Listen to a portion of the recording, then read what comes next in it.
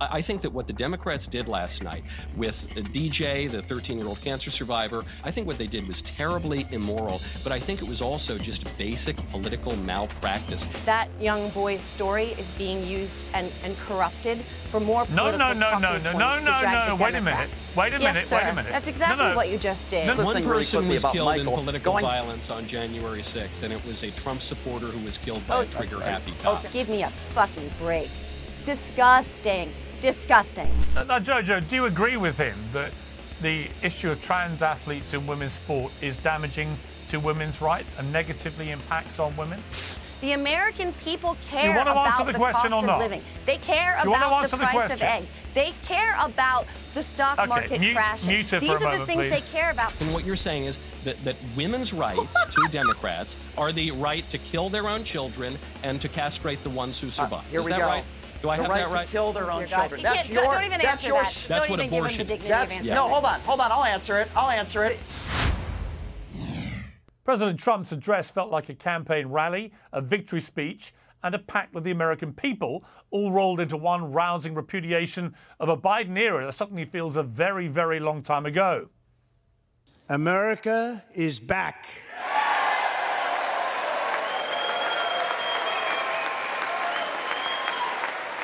We have accomplished more in 43 days than most administrations accomplished in 4 years or 8 years, and we are just getting started.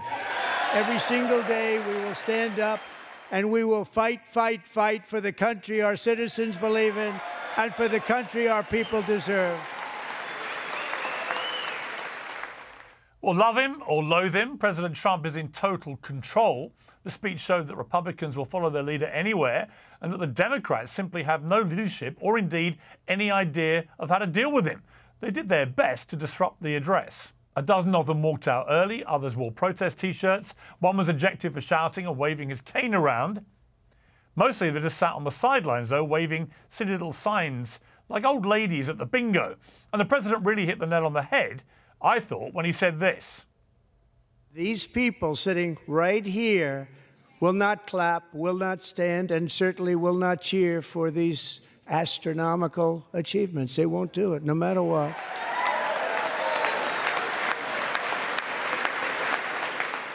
And so it proved. They couldn't even bring themselves to applaud when Trump made a 13-year-old cancer patient an honorary Secret Service agent, a moment that had many people fighting back tears. And their biggest problem is that right now Americans like what they're seeing. A snap poll of CNN viewers found that 7 in 10 viewers had a positive reaction to the speech. A whopping 76% of CBS viewers said they approved of what they heard. And these are the very same networks that spent years trying to bury Trump's political career.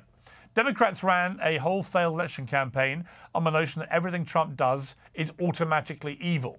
Well, last night they showed they're yet to come up with anything better. And if they don't, Trump's going to win so much, he may even get tired of winning. Well, I'll speak to our panel about Trump's speech in a moment. But first, Real America's Voice host, Brian Glenn. Brian, great to have you on Uncensored. Hey, good afternoon. I almost want to grab my passport and come over to where you're at and give you a big hug on that intro there, because you were spot on with your assessment of last night's speech. Well, you don't even need a passport, because I'm here in New York at Fox. So you can, if you're in the area, Brian, come and give me a big old hug. But look, I'm not here to hug you.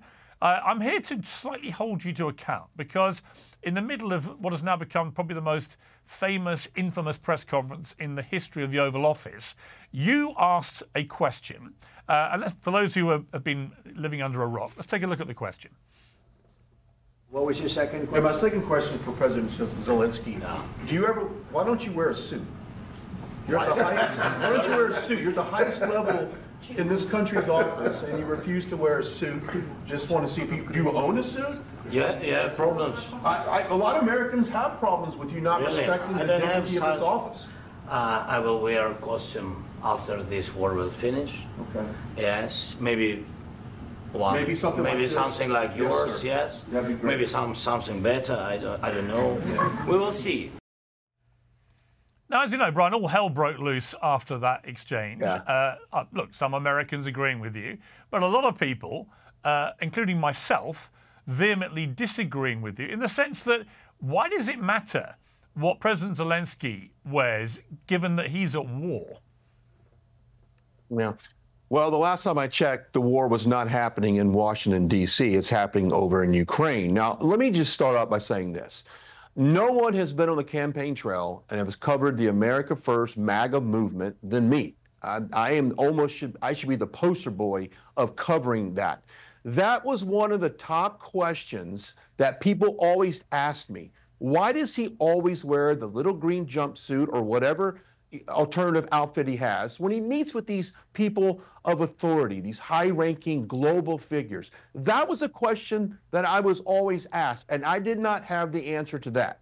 So given the opportunity in the Oval Office, as controversial as it may be, and there's really two sides on this, Piers, the people who love the question are the people who are tired of their taxpayer dollars going over to Ukraine. The people who are viciously attacking me for asking it, for the most part, support the war in Ukraine. So you've got two sides of it. I understand, Piers, the outrage, I really do, but I was just asking a question that the American people have been wanting to ask for a long time.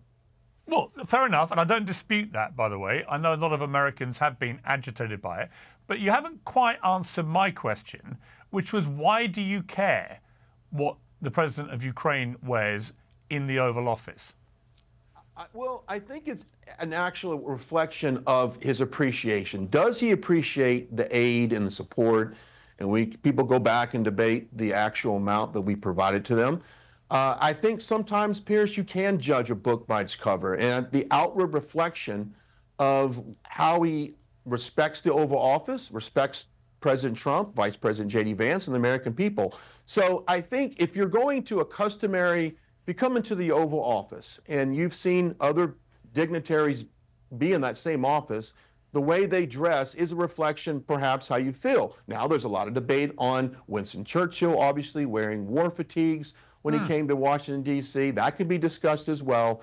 But to me and to the American people, it does matter. I would have been slapped silly as a kid if I would have went to church without wearing a coat, just a nice clean shirt, a tie, and a jacket. That's just customarily.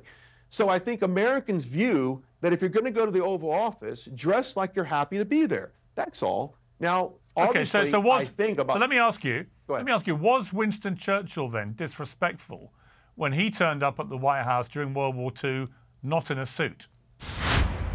The IRS is the biggest collection agency in the world, and with April the 15th now fast approaching, it's more aggressive than ever. Enforcement has ramped up in 2025, and if you owe back taxes or have unfiled returns, waiting is not an option. The longer you do, the worse it gets.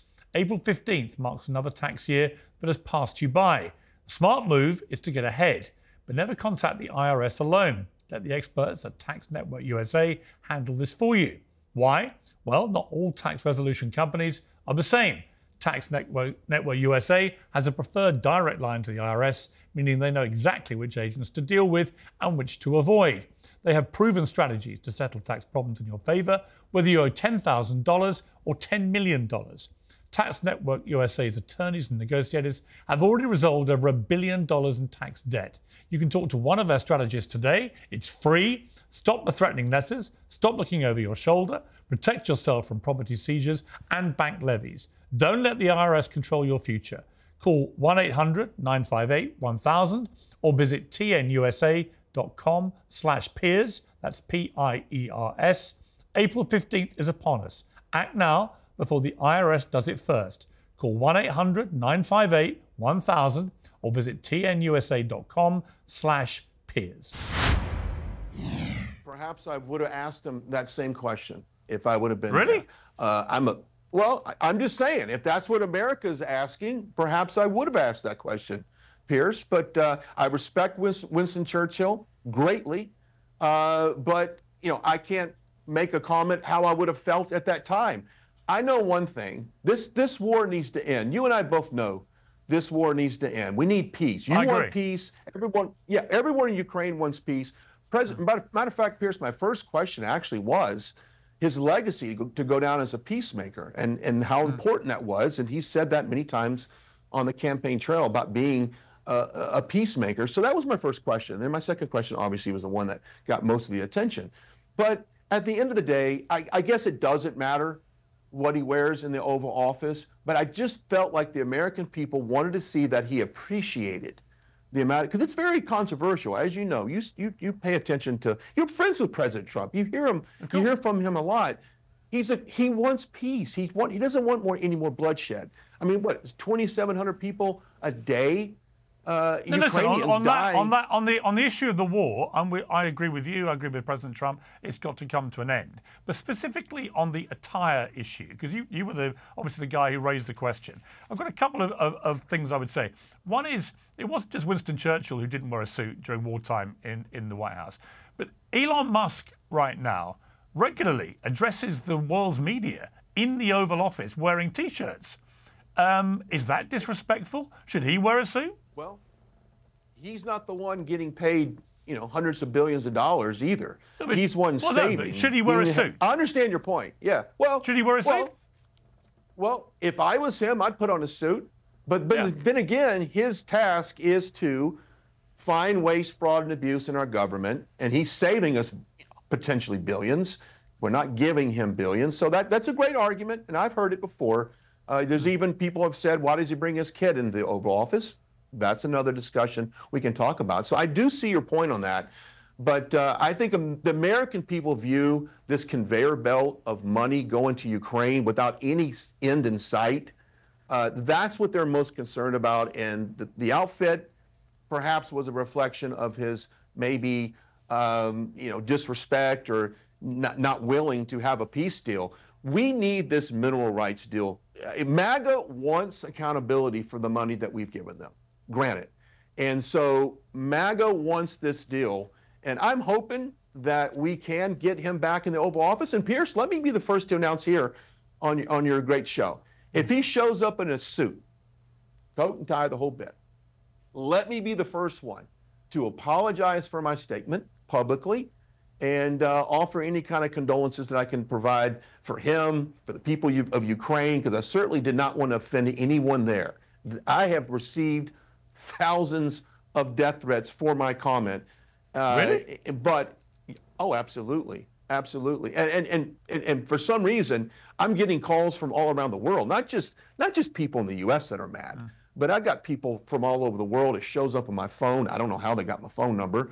But, so I just want to make sure your viewers understand, I don't want the bloodshed to continue in Ukraine. I don't. I want the war to end, just like you do. But let me ask you just on a final point about the attire, because interestingly, Donald Trump was accused of mocking Zelensky when he arrived outside.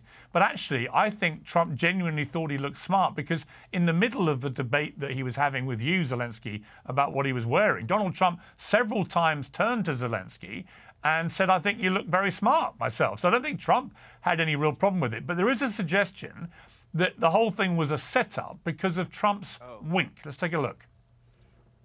I think he's dressed. I think he's dressed. I like this guy. I think he's dressed beautifully. So I have more serious things than answer on such questions. I will answer on more serious questions if I can.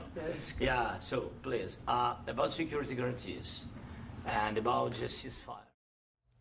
Now that was a very clear, very deliberate wink directly at you, which many people have taken because Trump said, I think you've got another question, haven't you, Brian? Then the wink that he knew all about this. Can you clarify once and for all, did the president know you were going to do this? No, I do not talk to the president offline. I do not talk to him unofficially. I talk to him in the interaction of whatever environment that I'm in. He and I go way back. We've been covering on the campaign trail. I tend to be one of his favorite guys in the media. I understand that, and I know that comes with some criticism with that, but that was not pre-planned. That it was J.D. Vance, myself, President Trump did not predetermine this whole ambush or this bulliness of him. But I will say this: you know President Trump better than probably I do. You've known him for a long time.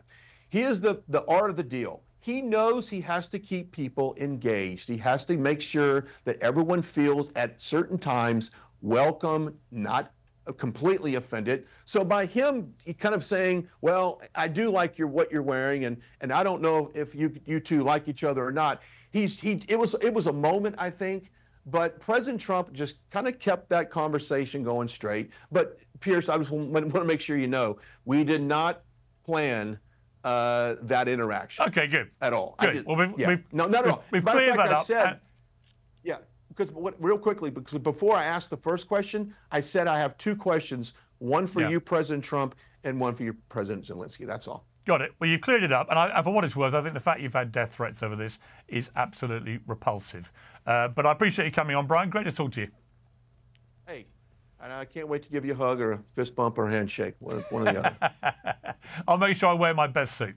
Take care, Brian. Thank you. Well, joining me now is the CPAC Chair, Matt Schlapp, the host of The Michael Knowles Show, Michael Knowles, the host of Pushing the Limits, Brian Shapiro, and Joanne Carducci, also known as Jojo from Jerz. Well, welcome to all of you. Let me start with you, Michael Knowles, just on that point. It was a kind of fun debate, I guess, but it has got an extraordinary amount of traction, this idea of whether Zelensky should have worn a suit. Do you think it matters? I think that people just don't like Zelensky. And so I think sometimes, you remember this from the schoolyard, if you don't like someone, you start to make fun of some aspect of the person, how they dress, how they look, whatever. But I don't think it's really about the suit. You know, Winston Churchill looked great in his frilly burgundy rompers, and I think Zelensky looks perfectly out of central casting in his war fatigues. I think this is more about hundreds of billions of dollars in the Ukraine war. I don't think it's so much sartorial, because if anyone walked into the Oval Office, even wearing the nicest suit he could find, it would pale in comparison to President Trump's Brioni, and I think we all know it. That is true. Let's cut to the bigger story, which is the speech that Trump made last night, Michael. I mean, it's had pretty rave reviews, actually, from, I would say, the majority of people. I'm watching it myself in real time, 90-odd minutes, the longest speech of a State of the Union kind, even though it wasn't technically called that because he's only been there a few weeks, but it was a State of the Union speech in many ways. But it was also a chance for Trump to remind people of the unbelievable number of things that he and his administration have already done in the first few weeks since he took office again, which I think, having spoken to him a number of times myself in the last 6 months, it plays into the sense that I get about Trump, that he believes he's had a second chance at life after the assassination attempt that failed, but came so close to killing him, and a second chance at the presidency, which, again, he must have had moments in the last 4 years where he may have thought that had gone. So I get a feeling of a guy in a hurry, determined now to make a legacy. And I also got a feeling at the same time of a Democrat Party in complete and utter disarray and utterly clueless as to how to deal with Donald Trump. Without question, there's that old observation from Dr. Johnson that hanging concentrates the mind. When a man looks death, be it political death or physical death, in the face, it can focus him very much. And I think on both counts, Trump has done that. So he's moved very quickly. He promised that we would get tired of winning. I am a little bit tired. I'm not tired of the winning, but I am tired. It's an amazing flurry of things that he's accomplished in the first 6 weeks. And as you say, Piers, the speech was extraordinarily well received. CBS News, which is no fan of President Trump, had a poll out right after the speech, showed 76% of viewers approved of it. And when you drill down into specifics, the numbers only got better from there. The key to the speech was that President Trump was having a good time and the Democrats didn't know how to react to that. And then he had that one little trap for them. He said, I've come up here 5 times and these people won't applaud anything. I could cure the worst disease. I could accomplish the greatest feat. These people will not applaud for me. And he made the Democrats look ridiculous because they had their noisemakers and their signs.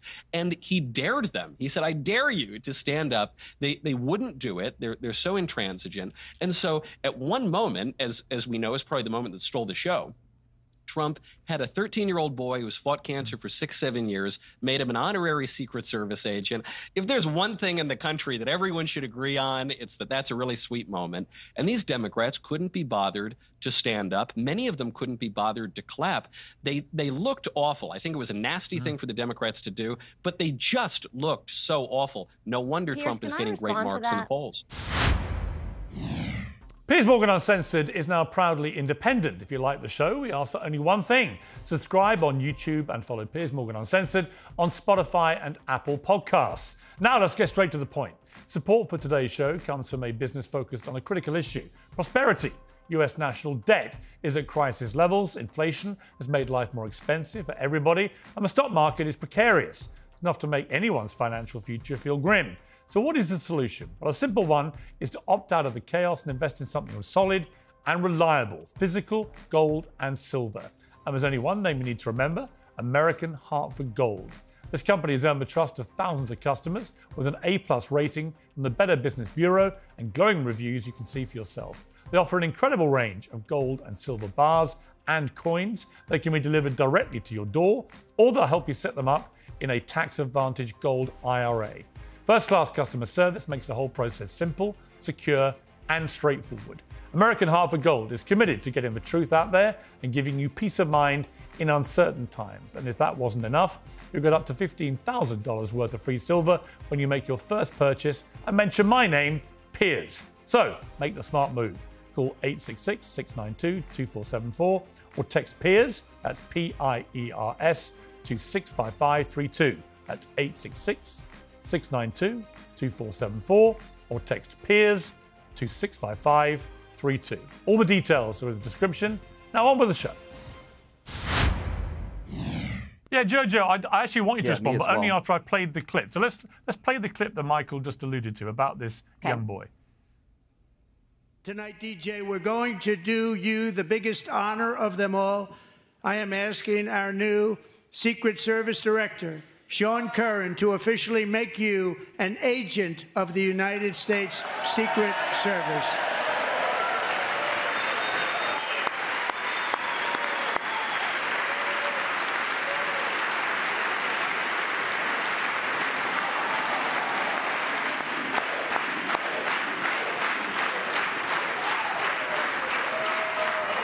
Thank you, DJ. Jojo, I've got to say, this is a kid who 5 years ago was given 5 months to live with brain cancer. I lost a very close friend of mine to brain cancer recently. It's a horrific thing for anyone to have, whether you're a young guy, whether you're an older guy, anyone. The idea that you could have a moment that heartwarming, which should be just a moment of levity, of unity, for all Americans to go, you know what, that's great. Look at that kid. He's still here. He's living his dream, and he's getting this moment. The idea that that would be turned into a political protest by so many Democrats in the room who not only refused to stand up, but actually refused to applaud at all that that young man got his moment. I thought that was utterly reprehensible. Do you? Well, here's what I will say. My heart goes out to DJ. I am a mom. My daughter is 12, almost 12. My son is 15. I also have lost friends to cancer, and I would have probably stood up and clapped because it was a very emotional moment. But what we are doing now, what is happening now, is that that young boy's story is being used and corrupted for more political talking points to drag the Wait a minute. Wait a minute. Yes, sir. Wait a minute. That's exactly what you just did. But that's exactly what you just did. Hang on. The corruption, if you like, the political corruption of that moment and that boy occurred the moment the Democrats decided not to applaud him. In that moment, they made it a political firestorm quite deliberately. But let me ask you, let me ask you a question, Piers. What do you think does more for someone like DJ? Standing up and clapping at an address of Congress, or funding childhood cancer research? Which one of those two things do you think will benefit that young man and other young boys like him? Because what is not happening right now is that the Republicans are... I haven't finished, but I haven't actually finished because I would like to just back up what I'm saying with facts. You asked me a question. I didn't finish it. You didn't let me finish it. How much awareness do you think that moment has given to brain cancer in America? How much funding do you think is happening right now? How much funding do you think is happening right now as a direct result of what happened? Is it enough to get Doge to restore the NIH funding for pediatric cancer research? Is it enough? Because right now, that is what's happening. So you tell me, Piers, how much is enough attention to get Elon Musk, who now apparently officially runs Doge, even though Donald Trump told a federal court that he doesn't, how much attention is enough attention to get him to start funding that research again? All right, let me bring in Matt Schlapp. Hang on. Matt Schlapp was shaking his head there. Matt? Yeah, so they just passed a budget resolution out of the House of Representatives, which will actually spend more money than we spent last year. I don't like that. I'd like to see cuts. This is the old trope from Democrats that somehow you're compassionate when you spend money. Well, if they're right about that, we should have been able to solve literally every problem under Joe Biden because of our national debt. Second of all, if we don't ferret out the waste, fraud, and abuse, which starts with transparency, shouldn't we know where every grant is going from every one of these agencies? Shouldn't they withstand the public scrutiny? And if you're right, if you think Doge is all about trying to kill kids with cancer, I don't think it's going to be very popular, and I don't think it'll continue very long. But the opposite is happening. You have middle-class voters. You have middle-class voters that are saying, I can't afford to put gas in my car and food on my table. I can't afford all the taxes that come my way. And I think my government. Those prices have gone up under Donald Trump. Loaded. What'd you say? All right, let me bring it. Those prices have gone up under Donald Trump. Let me bring in Brian, because Brian's been reacting. 45 days. Okay, hang on. Let me bring in Brian. Wait, so it's not. He said that the little pain that they're going to experience was attributable to him. He said that. Jojo, we take it in turn. Jojo, let me moderate the panel, please. Brian, you were shaking your head again there. But let me ask you, Brian, just from a human point of view, the optics of what the Democrats did in relation to that young man, DJ, well, obviously, never mind anything else, just politically, ludicrously self-harming. Everyone woke up today and went, what the hell? You can't even applaud a young boy? Here's my problem with this argument. Where were you guys when Marjorie Taylor Greene and Lauren Boebert were screaming at Joe Biden during the State of the Union when he was trying to honor the soldiers who passed away in Afghanistan? I was saying how wrong it was. People like Michael and I understand, but people like Michael and others on the far right were not. Where were you when Marjorie Taylor Greene was decked out in her ridiculous MAGA gear looking like an imbecile? The problem I have with this, and I agree with Jojo here, the problem I have is it seems to me that people are using death and they're using people for political gain. For example, there were illegal immigrants that committed terrible crimes under the Trump administration as well. Why weren't those victims invited there yesterday? I feel like MAGA Republicans and Donald Trump, for example, uses a police officer's death, which is horrible. We all agree, a terrible thing, right? But there were plenty of police officers that passed away under or were murdered under the Trump administration as well. Why didn't Trump go to those wakes? Why weren't they invited yesterday? Why is it only people? Brian, hang on, just to be clear then, you condemn all of it, do you? In other words, you condemn what Marjorie Taylor Greene did. So by definition, do you also condemn what the Democrats did last night? Are you an all-encompassing condemner of that kind of behavior, or only if it's Republicans? So I think that's a very fair characterization of my opinion, but I also will add this caveat to it. If the Democrats, 5 or 10 minutes into the speech, all walked out, I think they would have been better off doing that. If they walked in there wearing, I don't know, Zelensky gear, I would have been okay with that. Yes, they probably should have stood up and probably should have clapped in that moment. But at the same time, I want consistency. I don't even think they should have been sitting there. Yes, I think they looked a little bit ridiculous with their signs. I think they would have been better put just leaving the speech altogether. All right, let me show ridiculous Michael. whataboutism. I'm going to come back to Totally Michael. Hang on, Michael. I'm going to play you a couple more clips from last night. Oh, my God. Marjorie Taylor Greene showed up decked out in MAGA gear, Michael. Give me a break. Hang on, Jojo. Yeah, Michael, where were you then, Michael? Hang on. Cancer survivor. Can I play some? Let me play some clips first. Let me play some clips first, then we'll continue the debate. Let me play the clip. Jojo, let me please moderate the panel. You always want to keep talking. Just pipe down. So, Michael, I want to play 2 clips. Don't pipe down. One is the Democrats not standing for the family of Lake and Riley. You invited me on your show. And one is the Democrats holding signs. Yeah, pipe up when I tell you to. Let's watch the Lake and Riley moment first.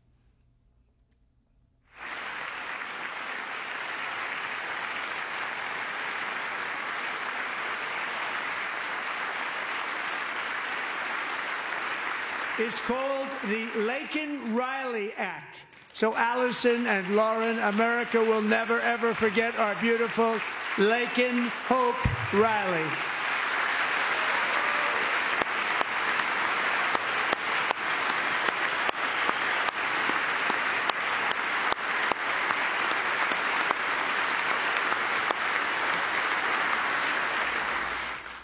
Again, Michael, to me, staggering that there were some Democrats there sitting down and not applauding that family. Whatever your politics, that's about a family of a woman whose life was desecrated in the most appalling manner.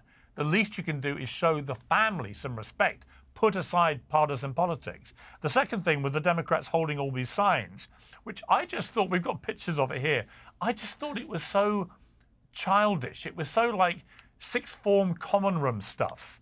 You know, their little signs, false, false, false, etc. I just thought that was embarrassing. And again, it comes back to my original thing, which is the Democrats just do not know how to tackle Trump, particularly Trump Mark II.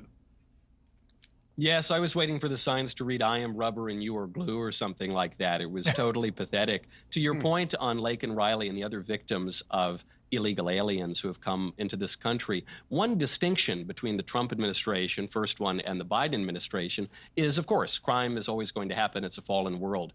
But President Trump was able to bring illegal border crossings down to the lowest levels that we've had in 25 years. Just 6 months ago, we were told by Joe Biden that he couldn't close the border because he needed some new bill from Congress to give people amnesty. And it turns out that wasn't true. President Trump in 6 weeks was able to bring illegal crossings down to the lowest number in a quarter century, and he didn't need any new law to do it, which means what we all have known for a long time.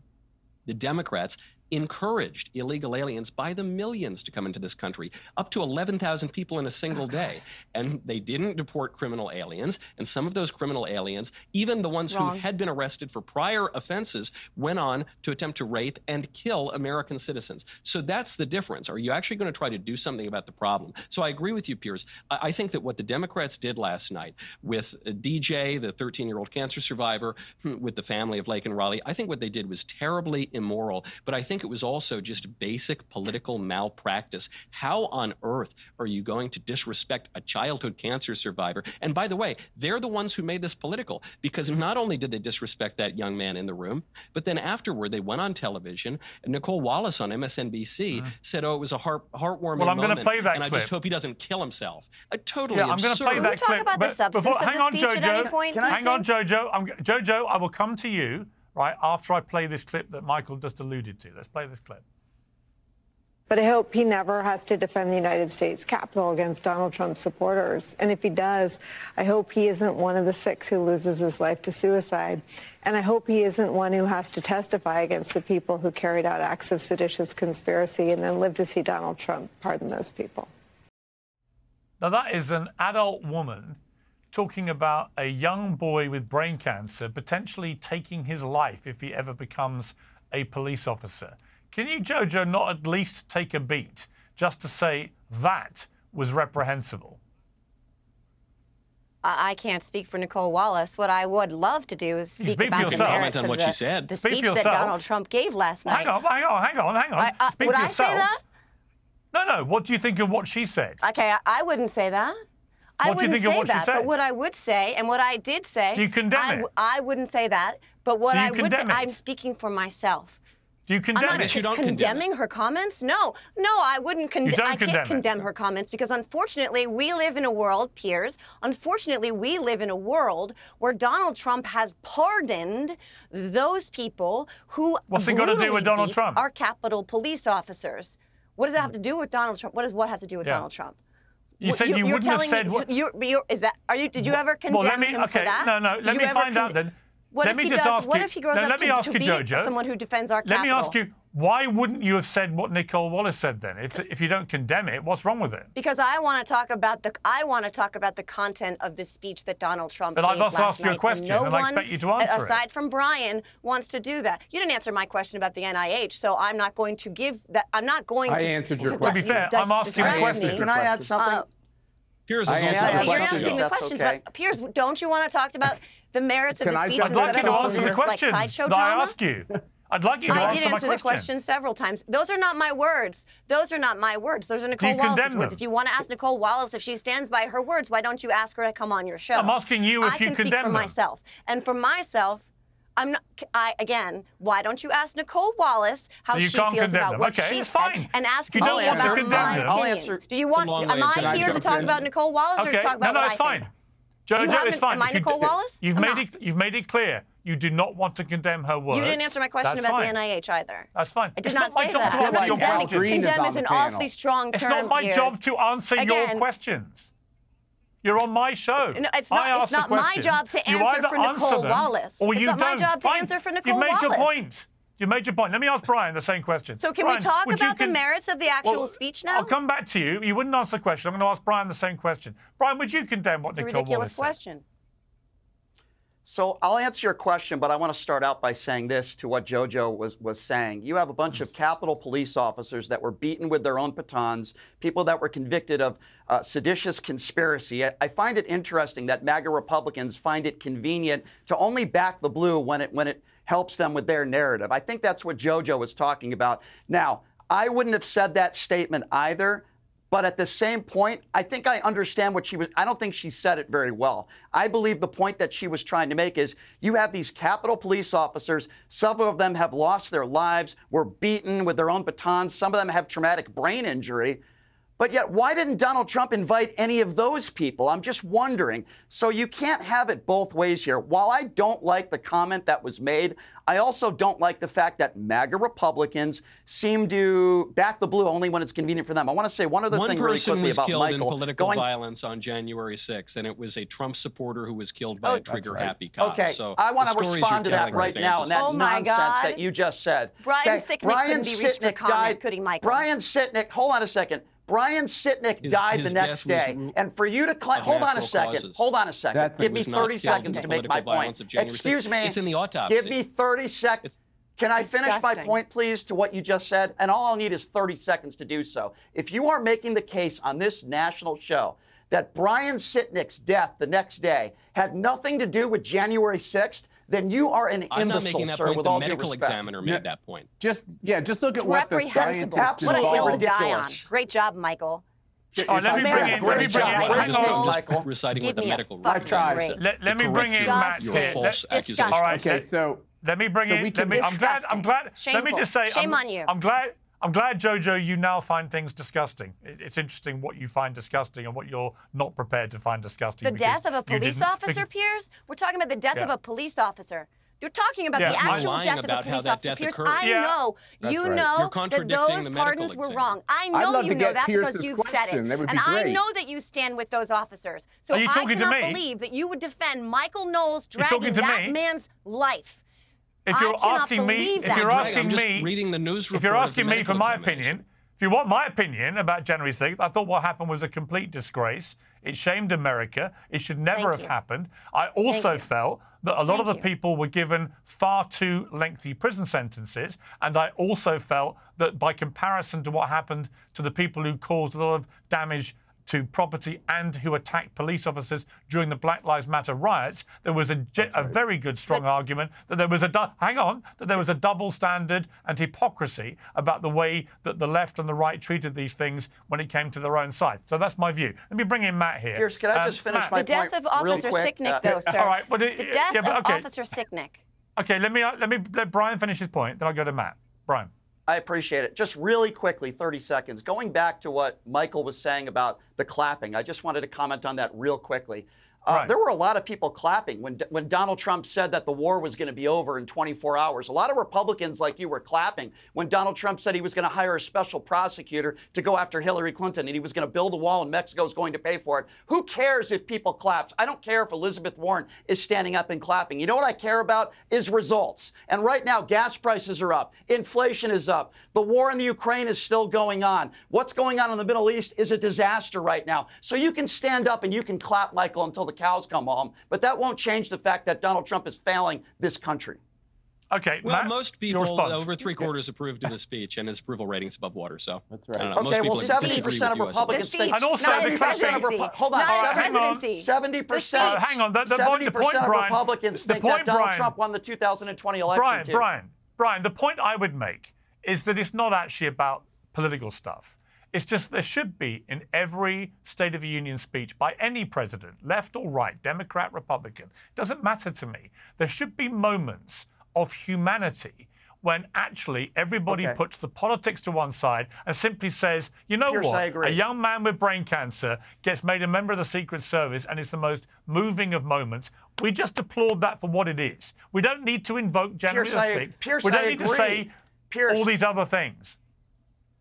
Pierce, I don't disagree You're not wrong, with you but it there, was a but you have political Donald speech Trump that we're not but talking you have about. hold on, you have Donald Trump calling Elizabeth Warren Pocahontas. He's calling the left all crazy people up there on that stage. I agree with you, Pierce, but there has to be decorum with the guy who's actually making the speech as well. Can we criticize him for him attacking people? I would remind you, by the way, somebody who would have been a much better bet to be the Democrat nominee in the last election of Michelle Obama. When they go low, we go high. It seems that the Democrats now are like, Trump goes low, we're going to go lower. No, we don't do that.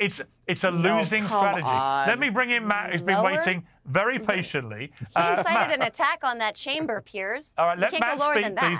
Jojo, let Matt speak. Jojo. Matt, I'm sorry. Matt, your response. Okay, so let's go through all this. The fact is, no one's saying that you have to cheer for Donald Trump. You can dislike all of his policies. You can hate him or loathe him personally. What Piers is trying to say, what Michael is trying to say is that good politicians like Barack Obama and Bill Clinton, Democrats who have been successful nationwide, use these opportunities to try to appeal to all America. And it's not just Americans who are watching this speech. The whole world is watching this speech. So no one's trying to convince you guys to fall in love with Donald Trump. And the secondary thing here is the reason why the American people are increasingly divorcing themselves from this socialist Democratic Party is because they don't seem to have those patriotic ideals that previous Democrats had. For instance, it seemed like there was a time when everybody was pro-cop. It doesn't mean that every cop did the right thing in every circumstance, but generally you wanted to fund cops. When the Democratic Party glommed onto this BLM idea that somehow you didn't need cops, when I do these CPACs all over the world, I had liberals come up to me in these countries say, how can you be anti-cop? That's insane. How about standing up for the military, being pro-military? These were things that we held in common, and there were dozens of Democrats that would stand with Republicans on questions of national security, question on funding these things. What you saw last night is that it's become vogue for Democrats to separate themselves from absolutely everything, including normalized things that everyone should be able to accept because it's associated with Trump. Now, people can make a moral argument that they have to do that because Trump is malign. I don't agree with that. But what they're doing is committing the most heinous, stupid political act, which means they're telling the people who just voted him out of office that they haven't learned anything or listened. I agree. And what the Democrats need, honestly. Hang on. Talk about what he said. Hang on. Don't all talk at once. I'm just going to make a point that I think what the Democrats are desperately crying out for is somebody new and fresh and exciting, like a Bill Clinton, like a Barack Obama, who can burst through all this ridiculous, frenzied anti-Trump nonsense and present an actual vision for the Democrats and for America that will galvanize new support. Because right now, I just see the Democrats are trapped in this awful Trump derangement syndrome. Yeah, well, Brian, I've got a question. I want to come to you, but I'm going to go first of all to Jojo on this because it's about women. I want to play a clip to you. This is where Donald Trump talked about trans athletes in women's sport.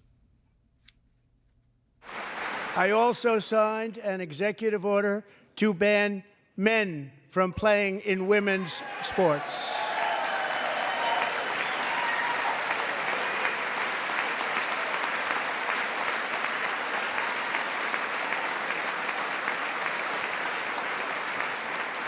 Three years ago, Peyton McNabb was an all-star high school athlete, one of the best, preparing for a future in college sports.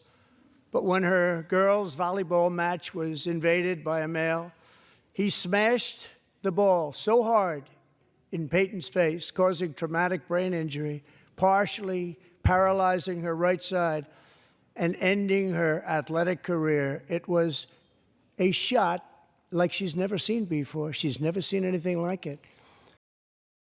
Now, Jojo, do you agree with him that the issue of trans athletes in women's sport is damaging to women's rights and negatively impacts on women? What I would love to discuss, actually, is Can you just answer the question, please? And the fact just answer. Please answer the question. I don't think this is an issue this wasn't a State of the Union. I'm asking you a question specifically, but this. Can you answer the question? I'd like to talk about how we're not talking about the price of eggs. We're not talking about the price of gas. We're not talking about the cost of living or what the stock market did yesterday. We're not talking about what he's actually doing. About the speech. This is an issue, Piers, which impacts such a small percentage do you want to answer the question or not? The American people care about the cost of living. They care about the price of eggs. They care about the stock market crashing. These are the things they care about, Piers. Instead of that, we're talking about these side issues. If you're not going to answer the question, I'm going to mute you. The merits of let me bring in Brian. Can we talk about if we're talking about random? Sorry, this is ridiculous. I will answer your question, Piers. Okay. Can we just, please? Jojo just refuses to answer my question. The substance of his speech. Let me ask Brian. Brian, do you agree with what Trump did about trans athletes in women's sport? Do you agree it was unfair and impacts negatively on women? I will answer your question directly if you could give me 45 seconds to do so. No, I just want to answer the question. I feel like you can't all keep doing. You can't all keep doing pre-planned speeches about something else. I'm answering your question directly. Okay. I'm answering your question directly. If you're born a man, transition to a woman, I have never believed that you should be on the same playing field as a woman. However, this is not a top 5 issue or a top 10 issue in polls around the country. Oh, it is. No, it's not. In what poll, Piers? In what poll? It is you know what it comes under? You know what it comes under? Do any of you know a trans athlete? Jojo, you've had your chance. You didn't answer the question. I'm talking to Brian. Do you know one? I'm talking to Brian. The point is, Brian, it comes under this umbrella. It comes under the umbrella of common sense, what Trump calls the common sense revolution, and he says America is no longer going to be woke. That resonated, I think, third with people in America, and here's why. Because they had that one advert, you may remember, Kamala's for they, them, Donald Trump's for you. The New York Times, a liberal newspaper, said that could have moved the needle in the election by 3 points. Okay, so Piers, let me respond to what you just said, Piers. Hang on, Brian. Brian, here's my second clip I want to play you. This is all the Democrats wearing pink. Democrat women. Take a look at this. Oh, they're just pictures. Okay. We've got an overlay here. This is Democrat women, including trans Congresswoman Sarah McBride, wearing pink in protest at, quote, Trump's policies which are negatively impacting women and families. Now, forgive me, Brian, but the utter, brazen, laughable double standard of wearing pink to support... I'm going to give you a double standard.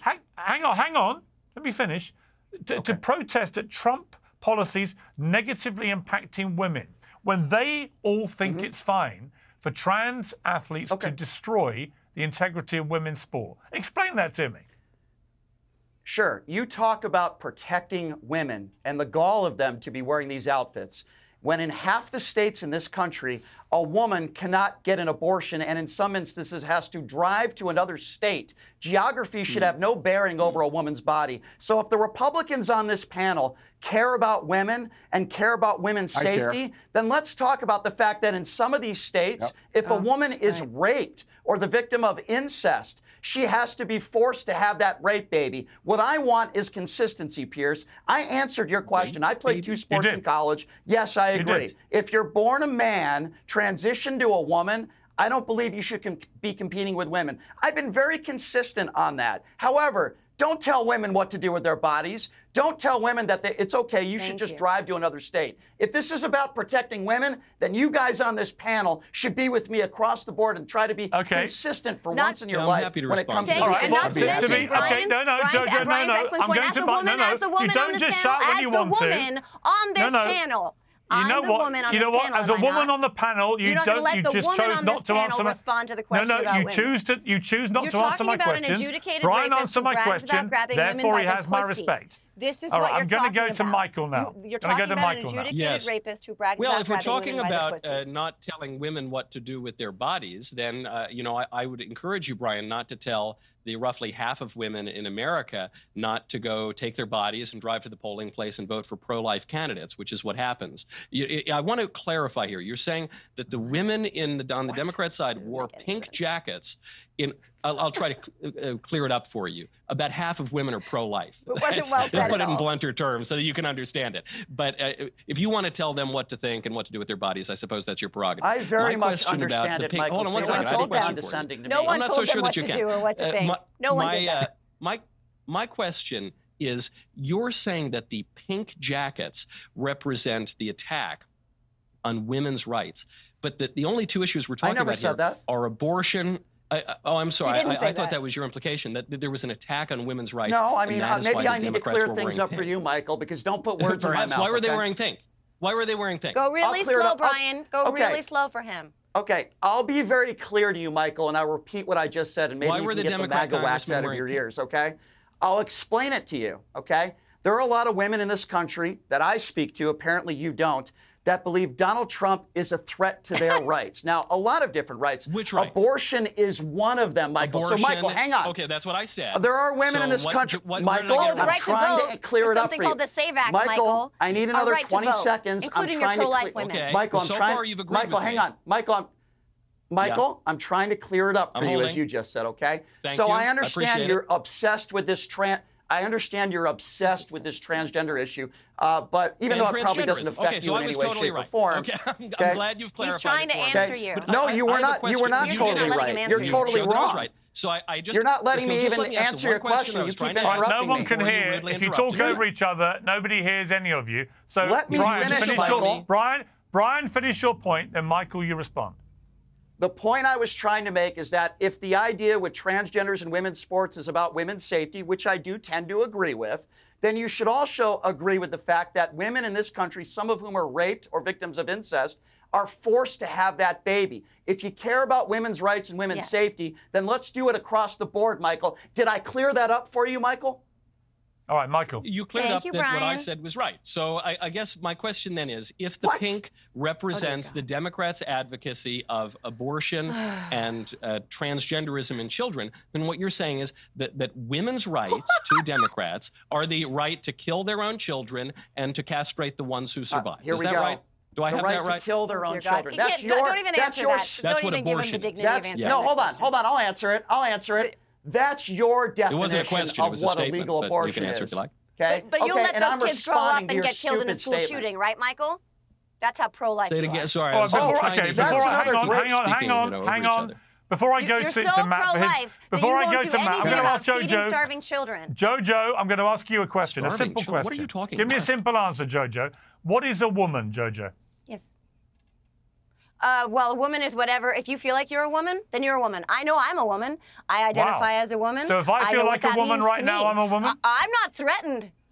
Hang on. What would you feel If you feel like you're a woman, it's your identity, sure. So hang on, just to be clear. I'm sorry. What's a man? Piers, what's your definition of a man? Just to be woman. clear. What's your definition of a man? So just to be clear, if I feel like a woman right now, I am a woman. Is that your position? And if you feel like you are a woman, Piers, and you want to walk around identifying as a woman, it is not my prerogative to tell you that you cannot. Am I a woman? I identify as a woman. What is a man, Piers? What is a man? Oh, a man is Donald an Trump adult a man? Human. Can I? That's it. Pierce, can I jump into that question? Adult human male. Adult human male. Adult human male is a man. An adult human male. Can I finally Pierce, get and a woman like is an 55 adult pounds of cake human makeup female. Adult human female. You ask me what a woman is. I am a woman. I identify as a woman. Okay, but just to be clear, can I answer that question? hang on, Matt. I'm going to bring Matt in. I just want to Matt sort Schlapp, of you double really down need on to this. stay out of this one, friend. I just want to be clear, Jojo. You don't want to go here, Matt Jojo Schlapp. said if you feel like a woman, you're a woman. So, Jojo, final time. If I now say I feel like a woman... It's not about No, sorry, biology, I'm asking you a identity. question. Stop talking. If I now say I feel like a woman, am I a woman? God. Am I a woman if I say I If you feel like a woman, you're a woman.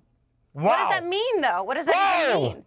And what does that mean, Pierce? I'd like to answer that. And why do you care so much? What does it mean? Why do you care so much? That I can just say Michael, I'm a woman and you think I'm a woman. Porn flick Let with me bring another in guy. Matt. Do you Let want me to bring talk in about Matt. what a man is? Even Brian has rolled his eyes at the lunacy of what you just said. Let me bring in Matt. No, here's what Brian didn't roll his eyes at me. 20 seconds. Brian didn't roll his eyes at me. No, I want Matt to have 20 seconds. Pierce. Matt can have 20 seconds. Brian, I'll come to you, Brian. Wait your turn. Everybody wait their turn. How many allegations have there been against Matt Schlapp of groping young men? I'm going to ask you, Matt. I'm going to ask you as a woman, because I'm feeling like a woman, and according to Jojo, that means I'm a woman. That's fine. So speaking to you as a woman, to you, Piers.